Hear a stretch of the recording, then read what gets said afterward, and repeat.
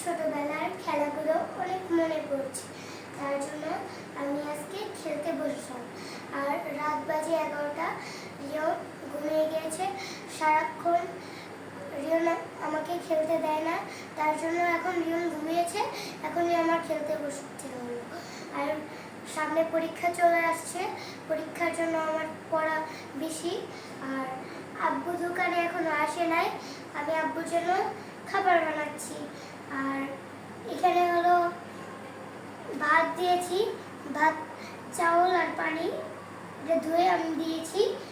আর এদিকে পানিটা শেষ হয়ে গিয়েছে, আমি আনতে যাবো, এখানে আছে।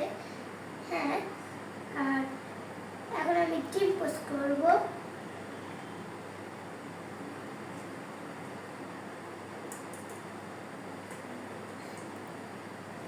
তারপর আমি ডিমটা এখানে রেখে দেব, লবণ দিব,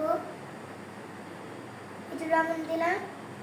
তারপর কাঁচামরিচ দেওয়া লাগবে, কাঁচামরিচ কাটবো এখন আমি।